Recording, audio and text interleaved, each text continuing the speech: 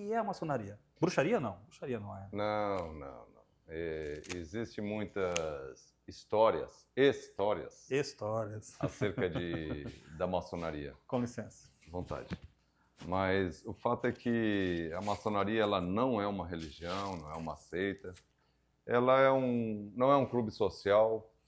Ela é um grupo de homens que se reúnem frequentemente para estarem melhorando a cada dia, a fim de contribuir para uma sociedade onde nós tenhamos os valores que tanto são exaltados. Está muito apertado? Não, está ótimo. E esses valores de modo sempre ativos, esses valores sempre presentes, para que o mundo possa ser mais justo, o mundo possa ser mais igualitário, que as pessoas tenham condições de estar conversando, de estar dialogando, sem sequer pensar em Sim. fazer uso de violência em qualquer instante. Sim. De onde surgiu a maçonaria? Isso é uma história interessante, rapaz. É uma boa pergunta. Sempre que as pessoas falam sobre maçonaria, alguns retroagem lá nos egípcios, achando que... Até já ouvi histórias de que Noé construiu a sua arca com base nos princípios da maçonaria, assim por diante, mas a verdade é que a maçonaria, do jeito que ela existe hoje, da maneira que ela está estruturada, ela aparece na Inglaterra, lá pelos idos dos anos de 1700, e onde daí sim passou-se a perceber essa necessidade de o homem cada vez mais se aperfeiçoar. Uhum. Então, existem, como tu bem falaste, histórias, mas longe de ela ser uma religião, longe de ela ser um clube, como foi dito, e sim uma reunião de homens com propósitos firmes, com propósitos conscientes, né, que não surgiu lá nos antigos egípcios, na história antiga, e sim em algo muito mais próximo. Tem uma datação, uma data de quando surgiu? Da maneira que ela está estruturada, nós temos a grande loja da Inglaterra como uma grande referência. No ano de 1717, houve então o surgimento em lojas, como chamamos esses grupos de homens, vinculados a uma estrutura maior, um poder central, digamos assim, onde há esse governo dessas lojas. Então, surgiu por volta de no ano de 1717, na Inglaterra. Uma outra pergunta. Loja. Por que loja e antes, por favor, maçonaria, pelo que eu entendi um pouco ali, ele é uma linguagem eram pedreiros, eram pessoal que trabalhavam com as mãos, né? Isso. E depois veio os filósofos entraram, isso? É que a história conta o seguinte, um pouco antes da atual estrutura,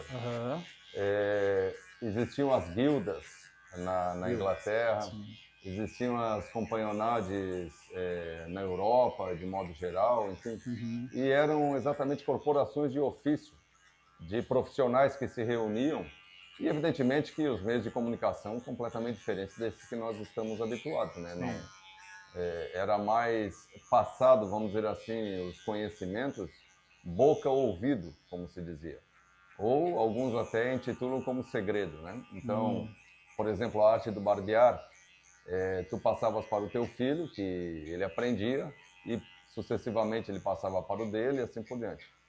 Então, tu detinha essa arte ofício. Lembremos que existia muita a questão do comércio através de escambo, das trocas. Então, muitas vezes tu fornecia a tua mão de obra em troca de alimentos, em troca de animais, enfim.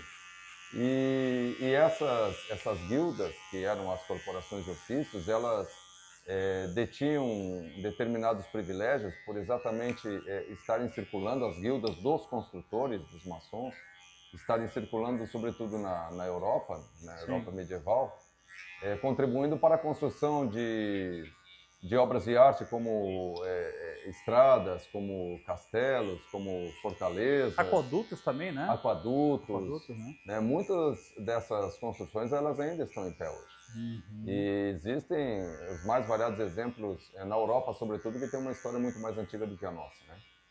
E lá se reuniam então os masons, ou maçons, os construtores, e esses Maçons vem de Masons.